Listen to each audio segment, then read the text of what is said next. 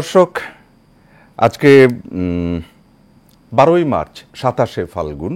12ই মার্চের এই সকালে এশিয়ান সংবাদ বিশ্লেষণে সবাইকে স্বাগত জানাচ্ছি। আমি মঞ্জুরুল হক। সময়ের সঙ্গে চলতে গেলেই আমাদের কিন্তু তথ্যের সঙ্গে চলতে হয়। মানে সংবাদপত্র আমাদেরকে যত কিছুই দিক আর না দিক, যে বিষয়টি দেয় সেটি হলো তথ্যের সঙ্গে জীবনের এই মুহূর্তের সঙ্গে চলা। প্রতি মুহূর্তের সঙ্গে চলাই হচ্ছে আসলে এখন আধুনিক মানুষের সংজ্ঞা। আমরা অনেকগুলো পত্রপত্রিকা নিয়ে আপনাদের সামনে সকালে বসি, অনলাইন এবং অফলাইনে সর্বশেষ সংবাদ আমরা দেবার চেষ্টা করি। সকাল ঠিক 8টায় এশিয়ান সংবাদ বিশ্লেষণে আমরা আপনাদের জন্য অপেক্ষা করি, আজও করছি। যারা সঙ্গে যোগ দিয়েছেন শুভেচ্ছা জানাই, যারা যোগ দেবেন তাদের জন্য শুভেচ্ছা রইল। চলুন আজকের সংবাদের ভুবনে। শুরুতে সময়ের আলো আমাদের সঙ্গে। সময়ের আলো আজকে একদম প্রথম লাল কালিতে যে কথাটি বলছে সেটি হচ্ছে ডিসি হতেও অনীহা। ফিটলিস্টে থাকা 40% কর্মকর্তাই সাক্ষাৎকার দেননি। এটি হচ্ছে ডিসি হবার অবস্থা। এটি কোটেশন মার্ক আছে, সেখানে হচ্ছে যে ডিসিদের বিরুদ্ধে যেভাবে শাস্তিমূলক ব্যবস্থা নেওয়া হয়েছে তাতে আতঙ্ক তৈরি হওয়াটা স্বাভাবিক বলেছেন আবু আলম মোহাম্মদ শহীদ খান, সাবেক সিনিয়র সচিব। ড্রপহেডে আরও কথাগুলো হলো যে বিতর্কিত নির্বাচনের দায়িত্ব পালন করা ডিসিদের বিরুদ্ধে সম্প্রতি ব্যবস্থা নিয়েছে সরকার। কয়েক দফায় 185 জনকে ডাকা হলেও উপস্থিত ছিলেন 115 জন। এটি আমরা দেখছি যে ডিসি হতে অনীহা তৈরি হচ্ছে। সময়ের আলোর এই সংবাদটি লাল কালিতে 3 কলামে আমরা দেখছি এই সংবাদটি। তার পাশেই 10 বছরে 305 বাংলাদেশিকে হত্যা করেছে বিএসএফ। চলতি বছরের প্রথম 3 মাসে হতাহত 14। তার ঠিক ডান পাশে যে সংবাদটি আমরা দেখছি, তহবিল ঘাটতি পূরণে আশার সঞ্চার। 14ই মার্চ রোহিঙ্গা ক্যাম্পে যাবেন গুতেরেস ইউনুস। এই সংবাদটি রয়েছে। তার নিচে 6 দফা ঘোষণা শিক্ষার্থীদের। আমরা জানি যে রাজধানীতে ধর্ষণ বিরোধী বিক্ষোভ, পুলিশের লাঠিপেটা হয়েছে সেখানে। এখানে প্রধান উপদেষ্টা ডক্টর মোহাম্মদ ইউনুসের কাছে স্মারকলিপি দিতে যাওয়ার সময় ধর্ষণ ও নিপীড়নের বিরুদ্ধে বাংলাদেশ প্ল্যাটফর্ম সদস্যদের সঙ্গে পুলিশের হাতাহাতির ঘটনা ঘটেছে। তার ঠিক পাশেই যে সংবাদটি রয়েছে সেটি হলো একটি সুসংবাদ।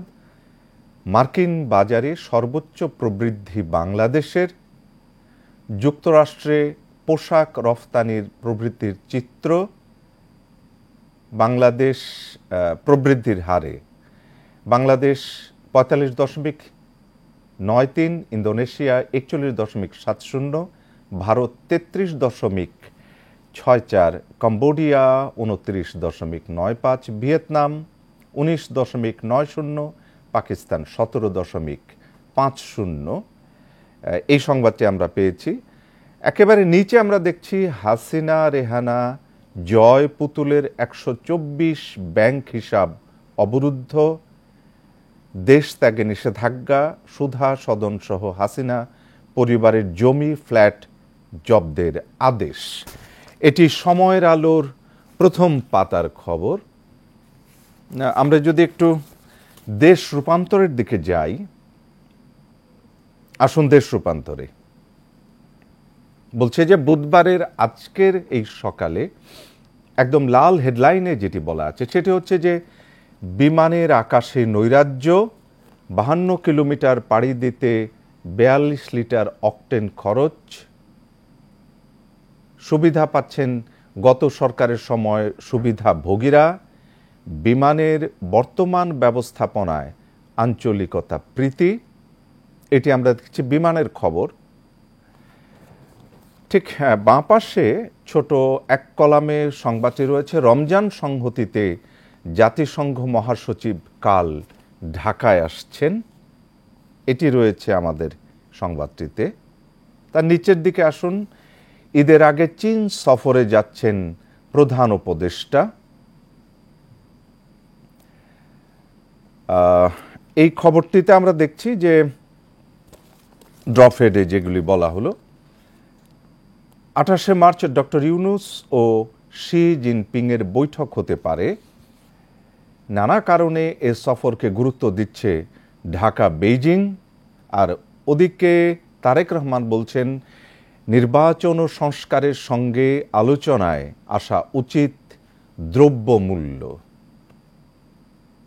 ডান পাশে একটা ছবি দেখছি আমরা, ধর্ষণের এক মামলায় 23 বছর পার হয়ে গেছে। নিপীড়নের 1.5 লাখের বেশি মামলা নারী শিশু ট্রাইব্যুনালে, আর সাক্ষীর হারিয়ে যাওয়া বিচার বিলম্বের কিন্তু একটি কারণ। আবারও সেই খবর, ধর্ষণ বিরোধী পদযাত্রায় বাধা সংঘর্ষ। আমরা একটি ছবিও দেখছি। এটি ছিল দেশ রূপান্তরের যে শুরুর সংবাদগুলো, একদম প্রথম পাতার সেই সংবাদগুলো আমরা পেলাম। যুগান্তরের দিকে আমরা একটু নজর দেব, অনলাইনে অফলাইনে। যুগান্তর একদম একেবারে প্রথম পাতায় বলেছে যুগান্তর, দুর্নীতির শিখরে শেখ পরিবার, হাসিনার আলাদিনের চেরাগ। এই খবরটির যে ড্রফেড, তাতে বলা হচ্ছে, পতিত স্বৈরাচার শেখ হাসিনা সবসময় বলতেন, নিঃস্ব আমি, রিক্ত আমি, দেবার কিছু নেই, আছে শুধু ভালোবাসা, দিয়ে গেলাম তাই। মাত্র কয়েক মাসের তদন্তে বেরিয়ে আসছে অবিশ্বাস্য সম্পদের হিসাব। দেশ ছাড়িয়ে বিদেশেও মিলছে টাকার খনি। এই খবরটি ডান পাশে যুগান্তরের একেবারে ডানে। 16 বছরে লেনদেন 14,500 কোটি টাকা। এটির হেডলাইনটি হচ্ছে, চেয়ারম্যানের কাঁধে চড়ে এমপির টাকা পাচার। নারায়ণগঞ্জের রিপোর্ট এটি, যুগান্তর প্রতিবেদনের। এমপি নজরুল ইসলাম বাবুর ক্যাশিয়ার, চেয়ারম্যান লাকমিয়া আঙুল ফুলে বটগাছ। এই খবরটি, জনদাবি থেকে সরে আসা যাবে না, ইফতার মাহফিলে তারেক রহমান। হাসিনা পরিবারের বিপুল সম্পদ ক্রোক, 124 ব্যাংক হিসাবে 637 কোটি টাকা অবরুদ্ধ। আর নিচেই এই একটি খবর কিন্তু সকল পত্রিকায় আমরা দেখছি হেডলাইনগুলিতে, ধর্ষণ বিরোধী পদযাত্রায় পুলিশের লাঠিপেটা। ধর্ষণ ও নিপীড়নের বিরুদ্ধে মঙ্গলবার প্রধান উপদেষ্টার বাসভবন অভিমুখে পদযাত্রাকালে নারী শিক্ষার্থীদের সঙ্গে এক পুলিশ কর্মকর্তার মারমুখী আচরণ, আহত অন্তত 10 জন। শাহবাগে 30 কলেজের শিক্ষার্থীদের অবরোধ, 15 দিনে ধর্ষণের বিচার দাবি। যুগান্তরের এই খবরগুলোর পরে আমরা একটু ইত্তেফাকের দিকে যদি একটু তাকাই। দর্শক, ইত্তেফাক বলছে তার প্রথম হেডলাইনে, খুন ডাকাতি ছিনতাই ও ধর্ষণে বাড়ছে উদ্বেগ। 7 মাসে মব ভায়োলেন্সে নিহত 119 জন। জানুয়ারি ফেব্রুয়ারিতে ধর্ষণের শিকার 96 জন।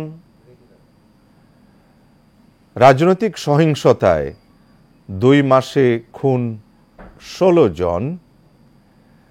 আর জানুয়ারি মাসেই সারা দেশে খুন 294 জন। প্রিয় দর্শক, আমাদের সঙ্গে আজকে যুক্ত হবেন, আমরা একটু দেশের বাইরের সঙ্গে যুক্ত হব। ডক্টর শোয়েব সাইদ আমাদের সঙ্গে যুক্ত হবেন, লেখক, technical director, multinational corporation Canada. তার সঙ্গে আমরা কথা বলবো মার্ক কার্নিকে নিয়ে। কানাডার নতুন প্রধানমন্ত্রী তিনি লিবারেল পার্টির পরবর্তী নেতা, 24তম প্রধানমন্ত্রী, আর জাস্টিন ট্রুডোর স্থলাভিষিক্ত হবেন তিনি। এই বিষয়টি নিয়ে কিন্তু আজকে আমাদের কথা হবে। একজন বিদেশ থেকে একজন বিশেষজ্ঞ আমাদের সঙ্গে থাকবেন। আমরা ছোট্ট একটি ব্রেক নিয়ে আবার ফিরে আসছি।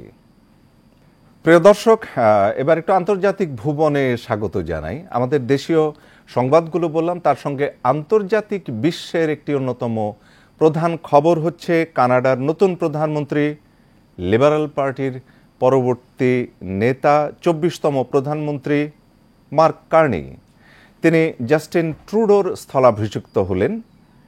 কিন্তু তিনি আসার সঙ্গে সঙ্গেই কানাডার সঙ্গে মানে ট্রাম্প তার স্বভাবজাত যে আক্রমণাত্মক কথা সেটি বললেন। কানাডাকে নিজের অঙ্গরাজ্য হিসেবে তিনি মানে ব্যঙ্গ করলেন। সেই সঙ্গে কানাডার পণ্যের উপরে বিশাল একটি করের বোঝা চাপিয়ে দেবার কথা তিনি বললেন। এ সমগ্র চ্যালেঞ্জ নিয়ে আমরা কথা বলছি ডক্টর শোয়েব সাইদের সঙ্গে। তিনি লেখক, technical director, multinational corporation Canada. Doctor Shoaib Saeed, নিশ্চয়ই আমাদের শুনতে পাচ্ছেন আমাদের কথা? জি, আমি শুনতে পাচ্ছি। আমরা মার্ক কার্নির যে বর্তমান চ্যালেঞ্জগুলো রয়েছে কানাডাতে, আপনি এখানে বসেই কথা বলছেন, চ্যালেঞ্জগুলো এবং তার সমাধানগুলো একটু শুনতে চাই। ডক্টর শোয়েব সাইদ। জি, ধন্যবাদ এশিয়ান টিভিকে। আসলে কানাডা এবং মার্কিন যুক্তরাষ্ট্রের সম্পর্কের ইতিহাসে একটি জটিলতম সময়ে মার্ক কার্নি ক্ষমতা নিতে যাচ্ছেন। হয়তো খুব দ্রুতই জাস্টিন ট্রুডো প্রধানমন্ত্রী হিসেবে ওনাকে দায়িত্ব দিয়ে দেবেন। মার্ক কার্নি, আপনি নিজেই বলেছেন যে মার্ক কার্নির কথা, উনি 24তম প্রধানমন্ত্রী হতে যাচ্ছেন এবং কানাডার ইতিহাসে সম্ভবত সবচেয়ে মেধাবী একজন প্রধানমন্ত্রী কানাডা পেতে যাচ্ছে। আসলে উনি রাজনীতিবিদ নন, উনি আপনার ধরেন অর্থনীতিতে পড়াশোনা করেছেন, হার্ভার্ডে পিএইচডি করেছেন, অক্সফোর্ডে ব্যাংক অফ কানাডার গভর্নর ছিলেন 2008 থেকে 13, তারপর ব্যাংক অফ ইংল্যান্ডের গভর্নর ছিলেন 2013 থেকে 20। এবং আপনারা জানেন যে কানাডাতে দুটি রাজনৈতিক দল বৃহত্তম, একটা কনজারভেটিভ, একটা লিবারেল। কনজারভেটিভের সময়ই উনি ব্যাংক অফ কানাডার গভর্নর হন, তারপরে জাস্টিন ট্রুডো উপদেষ্টা হন এবং জাস্টিন ট্রুডো ওনাকে রাজনীতিতে নিয়ে আসেন, আর এখন তো উনি লিবারেল পার্টির নেতা হলেন। জাস্টিন ট্রুডো খুব খারাপ করছিল প্রধানমন্ত্রী হিসেবে, যার ফলে জনপ্রিয়তা লিবারেল পার্টির কমে যাচ্ছিল। কিন্তু ডোনাল্ড ট্রাম্পের এই পাগলামিগুলা জাস্টিন ট্রুডোকে খুব সহায়তা করে। যখন জাস্টিন ট্রুডো লিবারেল পার্টি প্রায় 16% পপুলারিটি পিছিয়ে ছিল তাদের কনজারভেটিভ প্রতিদ্বন্দ্বীর কাছ থেকে, এখন প্রায় সমানে সমান। এই অবস্থায় মার্ক কার্নির মতো একজন প্রধানমন্ত্রী ক্ষমতা নিতে যাচ্ছেন। কানাডার মানুষ খুব খুশি এবং উনি শুধু লিবারেল পার্টিকেই, আমরা আশা করছি লিবারেল পার্টিকে ক্ষমতায় নিয়ে আসবেন না, উনি কানাডার সামগ্রিক পরিবেশ উন্নত করবেন এবং নিঃসন্দেহে উনি একজন বৈশ্বিক ফিগার। কিন্তু ডোনাল্ড ট্রাম্পের সঙ্গে উনি কিভাবে হ্যান্ডেল করবেন তার উপর সামগ্রিক সাফল্য নির্ভর করছে। কারণ ট্রাম্পের সবচেয়ে বড় সমস্যা হচ্ছে আনসার্টিনিটি। ও সকালে এক কথা বলে উনি, আর বিকালে উনি আরেক কথা বলেন। যেমন আজকে ট্রাম্প কানাডা অ্যালুমিনিয়ামের উপর 50% ট্যারিফ বসিয়েছে। এখন আপনার অন্টারিও প্রদেশের যে আমাদের প্রিমিয়ার ডগ ফোর্ড, উনিও খুব কঠিন মানুষ, উনি ঘোষণা দিয়েছেন এই অবস্থা চলতে লাগলে উনি আমেরিকার যে রাজ্যগুলি কানাডার ইলেকট্রিসিটির উপর নির্ভর করে সেগুলো বন্ধ করে দেবে। ফলে পরিস্থিতি আসলে খুবই উত্তপ্ত। কানাডিয়ানদের মধ্যে প্রচন্ড জাতীয়তাবোধ আপনার জেগে উঠেছে এবং আমেরিকার ট্রাম্পের কারণে নর্মাল আমেরিকানদের সঙ্গে নয়, ট্রাম্পের সঙ্গে তাদের একটা বিশাল কলহপূর্ণ পরিস্থিতিতে মার্ক কার্নি কতটুকু ট্রাম্পকে আপনার সংযত করতে পারবে বা ট্রাম্প কতটুকু এরকম মেধাবী মানুষের সঙ্গে হ্যান্ডেল করতে পারবে সেটা দেখার বিষয়। ফলে এন্টি ট্রাম্প সেন্টিমেন্ট ছাড়া কানাডাতে আবার ইলেকশনে জয় হওয়া কঠিন। সামনে ইলেকশন আছে, উনি হয়তো প্রধানমন্ত্রী দায়িত্ব নিয়ে ইলেকশনের সময় ঘোষণা করবেন। ফলে একটা জটিল পরিস্থিতির মধ্যে যাচ্ছে। কিন্তু আমি বাংলাদেশিদের সঙ্গে লিবারেল পার্টি দিয়ে একটা সম্পর্ক আছে। আপনারা জানেন যে জাস্টিন ট্রুডো যে এলাকা থেকে আপনার এমপি নির্বাচিত হন ওটি বাংলাদেশ অধ্যুষিত এলাকা। ফলে লিবারেল পার্টির নেতা হিসেবে মার্ক কার্নির সঙ্গে বাংলাদেশিদের যে সম্পর্কটা সেটা বজায় থাকবে আর আপনারা হয়তো জানেন আমেরিকাতে যেমন ডেমোক্র্যাট, কানাডাতে লিবারেল পার্টি ইমিগ্রেন্টদের পছন্দের পার্টি, এবং বড় বড় শহরগুলোতে লিবারেলরা জয় জয়কার থাকে। কিন্তু গ্রাম অঞ্চলগুলোতে ট্রাম্প যেমন জয়লাভ করে, এখানেও কানাডাতে কনজারভেটিভ গুলো জয়লাভ করে। ফলে এরকম একটা পরিস্থিতিতে ট্রাম্পকে কিভাবে হ্যান্ডেল করবে, আপনার অর্থনীতি কিভাবে সামাল দিবে, এবং এটা ডেফিনেটলি কানাডার অর্থনীতির উপর প্রবল চাপ সৃষ্টি করবে। সেই অর্থনীতি সামাল দেওয়ার জাস্টিন ট্রুডোর যে লিগাসি, অর্থাৎ এন্টি ট্রাম্প সেন্টিমেন্টের সূচনা, সেটাকে ধরেই তাদেরকে এগোতে হবে। ফলে আমাদের অপেক্ষা করতে হবে নতুন প্রধানমন্ত্রী কিভাবে সব দিক সামাল দেন। যদি সামাল দিতে পারেন, এটি কানাডা এবং যুক্তরাষ্ট্র উভয়ের জন্যই হবে চমৎকার একটি বিষয়। ডক্টর শোয়েব সাইদ, এই যে কানাডার যে ক্রান্তি লগ্ন চলছে এখন এই মুহূর্তে, এটার সঙ্গে বাংলাদেশের সঙ্গে কানাডার সম্পর্কটা কিন্তু অনেক ভালো, চমৎকার একটি সম্পর্ক। এই সম্পর্কটি কোনোভাবে কি একটু অসুবিধায় পড়বে? না, আমার মনে বাংলাদেশের সাথে কানাডা সম্পর্কের কোনো প্রকার সমস্যা তৈরি হবে না। আপনারা বোধহয় ইতিমধ্যে জেনেছেন যে ইউএসএইড এর অর্থনৈতিক সহায়তা প্রত্যাহার করার পরবর্তীতে কানাডা কিন্তু আমাদের রোহিঙ্গাদের একটা অর্থনৈতিক সহায়তা দেওয়ার কথা ঘোষণা করেছে। জি। এবং কানাডার আন্তর্জাতিকভাবে ইভেন ইউক্রেনকে কেন্দ্র করে তার একটা ভূমিকা আছে। ফলে আর লিবারেল পার্টি যদি আগামী নির্বাচনে লিবারেল পার্টি না হারে, লিবারেল পার্টি যদি জিতে মার্ক কার্নির নেতৃত্বে, বাংলাদেশের সঙ্গে কানাডার সম্পর্ক যে অবস্থায় আছে সেটি অব্যাহত থাকবে। তবে কনজারভেটিভরা আসলে তারা একটু অ্যান্টি ইমিগ্রেন্ট, বলে সেটা কি হবে এটা বলা মুশকিল। আর অনেকটা রিপাবলিকানদের মতো, রিপাবলিকানদের ক্ষেত্রে যেমন আমাদের বাংলাদেশ শুধু নয়, এই আপনার অন্যান্য দেশগুলো একটু একটু ঝামেলায় থাকে, কানাডায় একই একই অবস্থা কনজারভেটিভদের ক্ষেত্রে তাই হবে। তবে কনজারভেটিভরাও ডোনাল্ড ট্রাম্পকে তোষামত করে কানাডার ভোটারদের মন জয় করতে পারবে না। সেখানে একটি অ্যান্টি ট্রাম্প সেন্টিমেন্ট উভয় রাজনৈতিক দলের নির্বাচনী ক্ষেত্রে এক গুরুত্বপূর্ণ ভূমিকা রাখবে।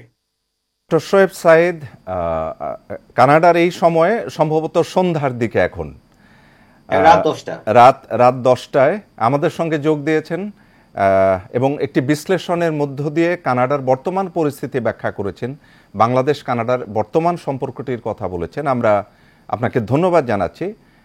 নিশ্চয়ই আবারও আরেকটি অনুষ্ঠানে আমাদের দেখা হবে। প্রিয় দর্শক, কথা বলছিলেন ডক্টর শোয়েব সাইদ, লেখক, technical director, multinational corporation, Canada. আমরা একটু আন্তর্জাতিক ভুবনের দিকে তাকিয়েছিলাম, ঠিক এখনই বিপরীত দিকে আমরা একটু স্বদেশের দিকে তাকাই। ইত্তেফাকের কথাটি একটু শুনি। ইত্তেফাকের উপরে একটা ছবি রয়েছে, সেটি হচ্ছে 9 দফা দাবিতে ধর্ষণ ও নিপীড়নের বিরুদ্ধে বাংলাদেশ একটি মিছিল নিয়ে উপদেষ্টার কার্যালয়ের দিকে রওনা দিলে পুলিশ হোটেল ইন্টারকন্টিনেন্টাল মোড়ে ব্যারিকেড সৃষ্টি করে। আন্দোলনকারীরা সেটা ভেঙে পুলিশের সঙ্গে সংঘর্ষে জড়িয়ে পড়ে। এই ছবিটি রয়েছে, তার নিচে রয়েছে খুন, ডাকাতি, ছিনতাই ও ধর্ষণে বাড়ছে উদ্বেগ। একটা পরিসংখ্যান দেই, ড্রফেডে যেটি বলা হলো, 7 মাসে মব ভায়োলেন্সে নিহত 119 জন, জানুয়ারি ফেব্রুয়ারিতে ধর্ষণের শিকার 96 জন, রাজনৈতিক সহিংসতায় 2 মাসে খুন 16 জন, জানুয়ারি মাসেই সারা দেশে খুন 294 জন। এর ঠিক পাশেই শেখ হাসিনা, রেহানা পরিবার ও স্বার্থ সংশ্লিষ্টদের 124 ব্যাংক হিসাব অবরুদ্ধ, এই খবরটি রয়েছে। একটু লোয়ার ফোল্ডের দিকে যাই। 30 দিনের যুদ্ধবিরতিতে রাজি ইউক্রেন, রাশিয়া ইউক্রেন যুদ্ধ বিষয় বলা হচ্ছে। বল এখন রাশিয়ার কোর্টে। যুক্তরাষ্ট্র ক্ষমা চেয়ে ট্রাম্পকে চিঠি জেলেনস্কির। বাম পাশে প্রতিরোধের মার্চ, বীর বাঙালির রণপ্রস্তুতি শুরু, এটি রয়েছে একটি কলামে। আমরা ইত্তেফাকে এই খবরগুলো পেলাম। বাংলাদেশ প্রতিদিন আমাদের সামনে, বাংলাদেশ প্রতিদিন বলল দলগুলোর সামনে 120 পয়েন্ট, ঐক্যমত্য চায় সরকার, সংবিধান, নির্বাচন, বিচার বিভাগ, জনপ্রশাসন, দুদক রাখা হয়েছে 3 বিকল্প, একমত, আংশিক একমত, একমত নই, এই ধরনের 120 পয়েন্ট।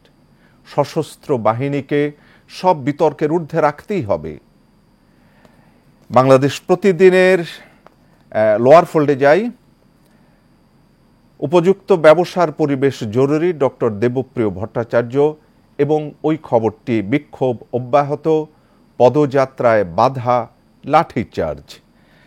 প্রিয় দর্শক, এই ছিল আমাদের আজকের আয়োজন। প্রথম আলোর কথা দিয়ে আমরা শেষ করব। বায়ু দূষণে বিশ্বে দ্বিতীয় বাংলাদেশ, নগর হিসেবে তৃতীয় ঢাকা। একেবারে শেষ মুহূর্তে আমরা এই যে খবরটি, প্রথম আলোর যে খবরটি দিয়ে আমরা শেষ করতে চাচ্ছিলাম, বায়ু দূষণে বিশ্বের দ্বিতীয় বাংলাদেশ, নগর হিসেবে তৃতীয় ঢাকা, মানে প্রতি মুহূর্তে বায়ু দূষণে আমার আপনার ফুসফুসের ভেতরে যে কার্বন মনোক্সাইড যাচ্ছে, গ্যাস যাচ্ছে, ধুলাবালি যাচ্ছে, গাড়ির কালো ধোঁয়া যাচ্ছে, এটি নিয়ন্ত্রণ না করলে ফুসফুস ক্যান্সার থেকে আমরা বাঁচব না, আমরা মৃত্যুর দিকেই ঢলে পড়ব। আমরা আশা করি আমাদের বায়ুটা নির্মল হবে, ঢাকা আবারও বসবাসযোগ্য একটি নগরীতে পরিণত হবে। কথা হবে আগামীকাল। শুভেচ্ছা সবার জন্য।